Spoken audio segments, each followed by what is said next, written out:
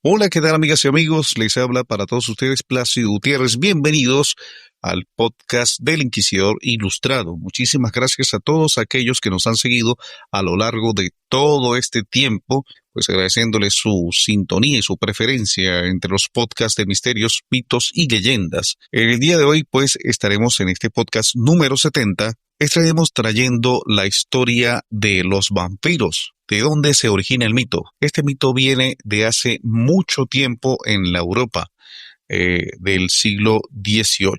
Y de hecho se han registrado anécdotas de apariciones de vampiros en culturas de todo el mundo. Pero el término vampiro se popularizó en la Europa occidental después de los informes del siglo XVIII. En Kilijevo, en 1725, 9 personas murieron en 2 días. Todos ellos hablaron presuntamente de un cierto vecino antes de su muerte. Dijeron que un hombre llamado Peter Blachowicz había muerto antes. Incluso vino a visitarlo en sueños y comenzó a estrangularlos.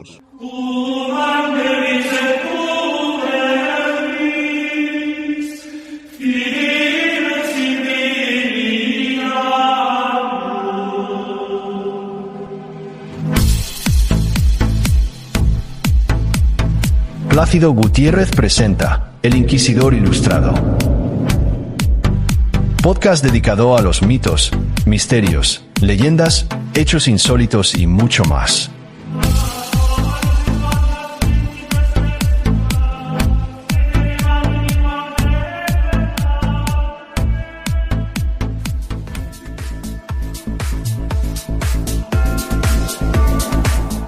A principios del siglo XVIII, decenas de personas en Serbia comenzaron a morir misteriosamente, supuestamente perseguidas por sus vecinos muertos y luego de experimentar una sensación de asfixia o respirar con dificultad justo antes de morir. 2 pequeños pueblos en particular, Medveđa en el sur de Serbia y Kilijevo en el noreste, estuvieron en el centro de estos rumores. Las aldeas estaban separadas por 200 kilómetros, pero informaron de un patrón similar de incidentes curiosos en el transcurso de una década. Médicos austríacos viajaron hasta allí para investigar la causa de estas muertes y elaboraron informes detallados sobre todo lo que descubrieron. Los hallazgos llegaron rápidamente a la prensa austríaca y más tarde a los círculos académicos. El historiador alemán Thomas Born, autor de Vampiros, el origen del mito europeo, dice que así fue como apareció por primera vez la palabra vampiro en un diario austríaco llamado Winchester's Diarium. Esto sucede en 1725.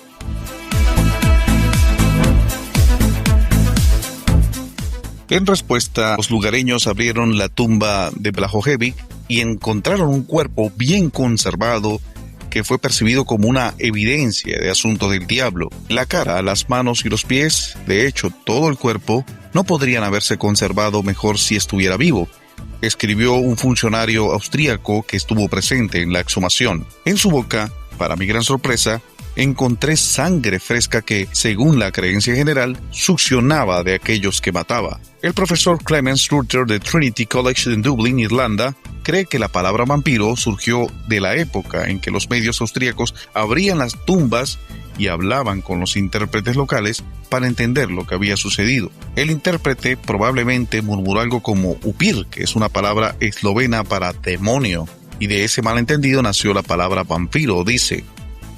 A través del encuentro colonial entre funcionarios austríacos que se consideraban ilustrados y los aldeanos locales que eran percibidos como primitivos por los austríacos, surgió una nueva criatura, añade. Para detener a Peter Blachowicz, los aldeanos le clavaron presuntamente una estaca en el corazón y luego quemaron su cuerpo, poniendo fin a los reportes de vampiros en la aldea. Aunque estos incidentes llamaron la atención, aún no había llegado el momento en que el vampirismo, un término utilizado para referirse a la creencia en vampiros, captara la imaginación de un público más amplio, según Born. El espíritu de la ilustración de aquella época no aceptaba nada que no pudiera explicarse racionalmente.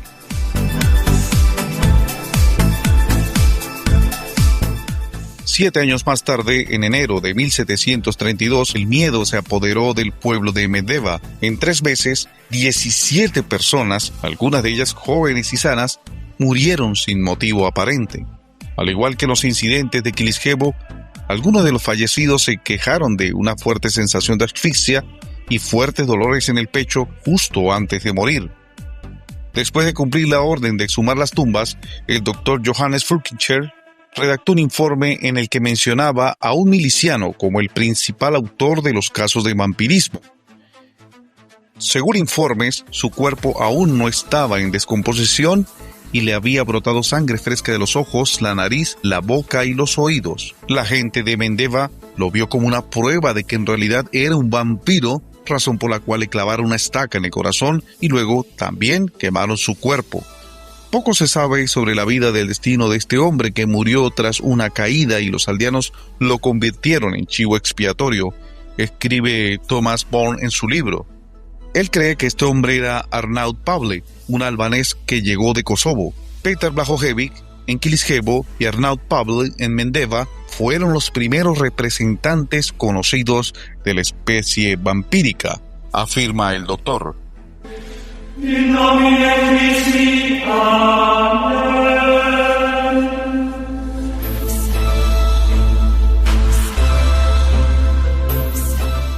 Si bien los lugareños tenían miedo de los cuerpos que no se descomponían, los patólogos contemporáneos señalaban que el estado en el que se encontraban los fallecidos no es infrecuente. Christian Reiter, un destacado patólogo vienés, cree que detrás de todos estos casos se encontraba la epidemia de anthrax, algo habitual durante y después de la guerra del pasado, señala Reiter.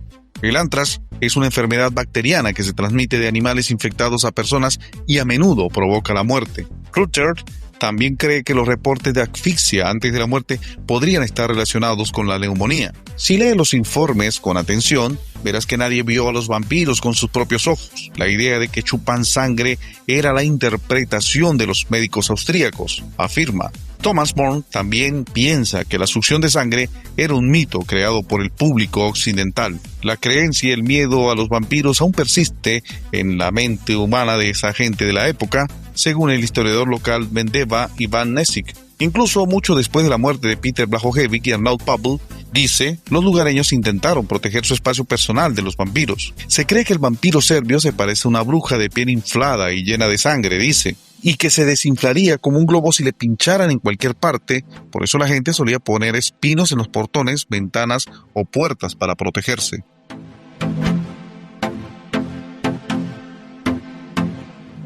Tanto Kilishebo como Mendeva estaban ubicadas en las zonas fronterizas que quedaron bajo la autoridad de la monarquía de los Habsburgo en el siglo XVIII, después de siglos de dominio otomano.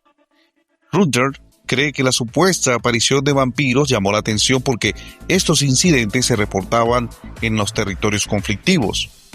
El gran conflicto entre el Imperio Otomano y el Occidente es un telón de fondo importante de estos acontecimientos, afirma. Bourne también señala que después del segundo asedio otomano fallido en Viena en 1683, los vampiros representaron una alternativa a la amenaza turca, esto en relación con el cristianismo. A mediados del siglo XVIII surgió una nueva ola de avistamiento de vampiros en la monarquía de los Habsburgo, pero se prohibió toda lucha contra las criaturas imaginarias para frenar las creencias supersticiosas. Pero los vampiros pronto resucitaron en una forma diferente. Los vampiros en el periodo romántico eran aristócratas guapos de piel pálida y no aldeanos serbios hinchados con la cara colorada, dice Rutger. El carismático y sofisticado vampiro de la ficción moderna nació en 1819 con la publicación de El vampiro del escritor inglés John Polidori. La novela Drácula de Bram Stoker de 1897 se celebra como la novela de vampiros por excelencia y proporciona hasta el día de hoy la base de la leyenda moderna.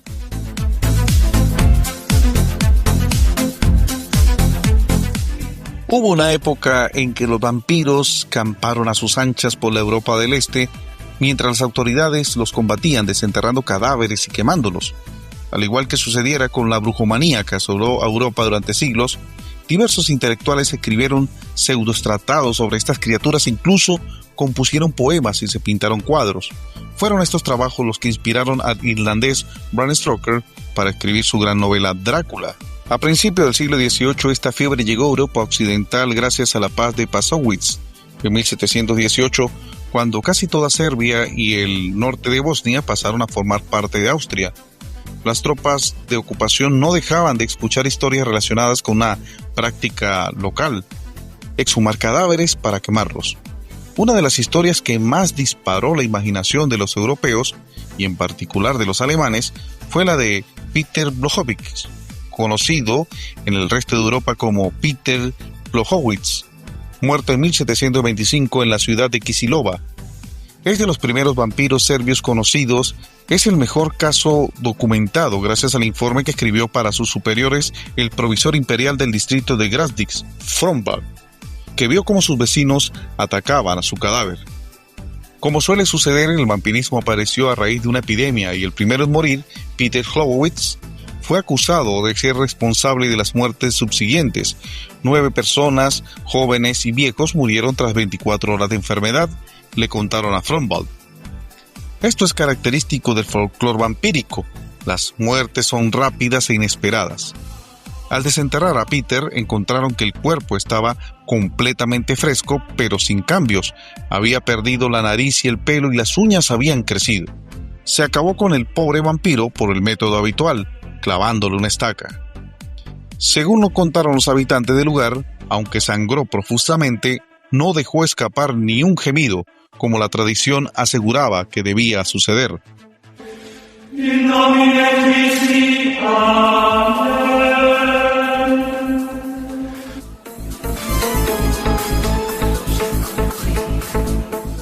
Pero el caso que trajo el vampirismo al occidente europeo fue protagonizado por Arnold Paul, un guerrillero serbio.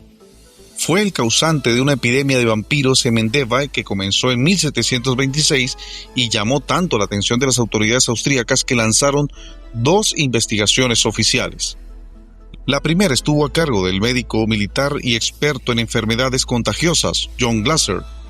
Cuando llegó a la zona en diciembre de 1731, le informaron que los vampiros habían acabado con 13 personas en mes y medio.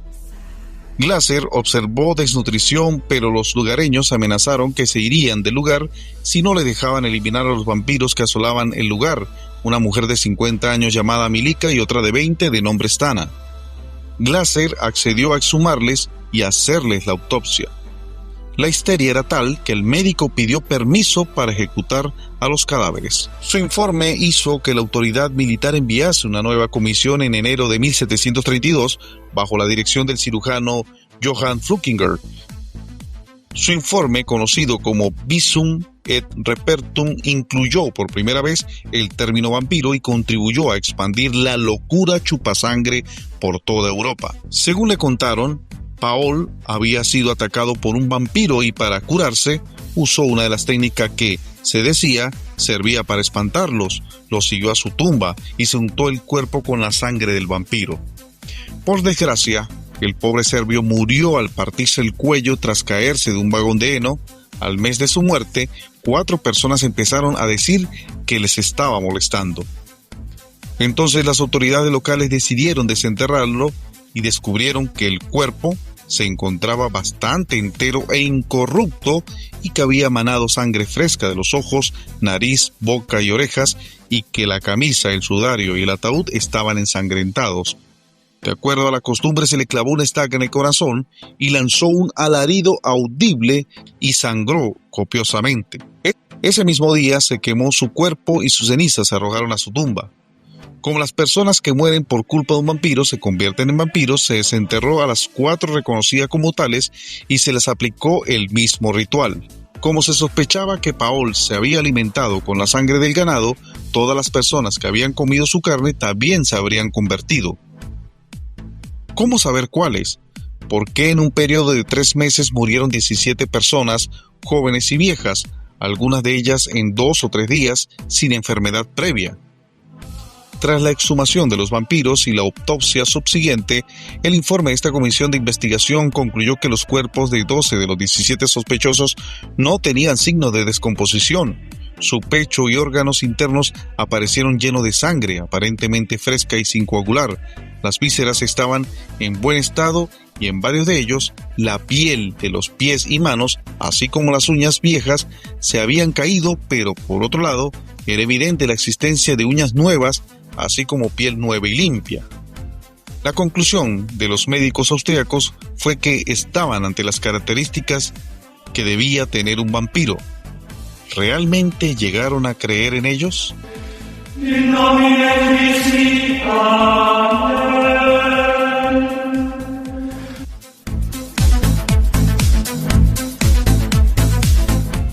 No disponemos de muchas pruebas de la locura vampírica que recorrió Europa, pero tenemos algunos indicios.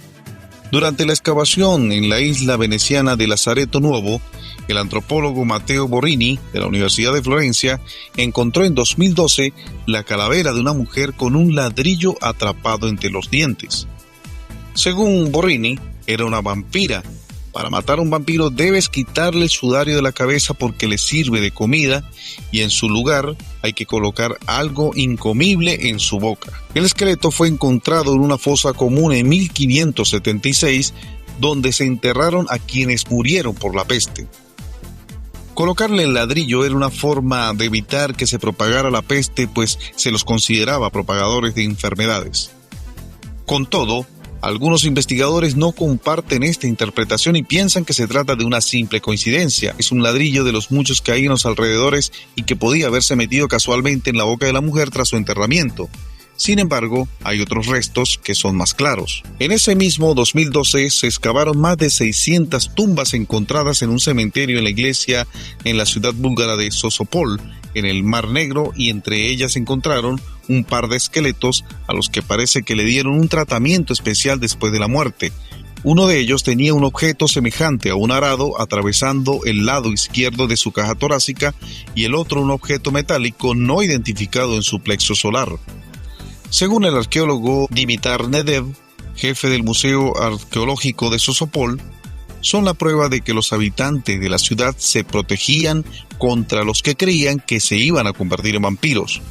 Y en 2013 encontraron 2 esqueletos con 2 barras de hierro cruzando sus pechos en el complejo arqueológico medieval de Perkington, en Bulgaria.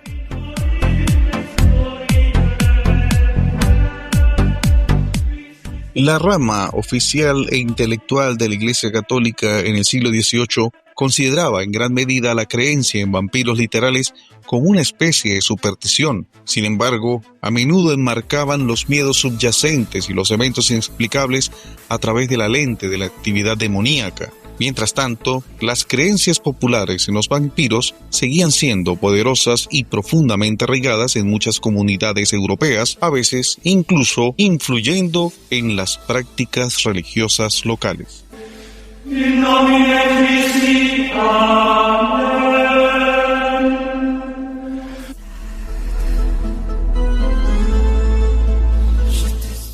Bien, amigas y amigos, hasta aquí llegamos con El Inquisidor Ilustrado, agradeciendo a todos aquellos por su atención hasta este momento. Será entonces hasta la próxima oportunidad. Les hablo para todos ustedes, Plácido Gutiérrez.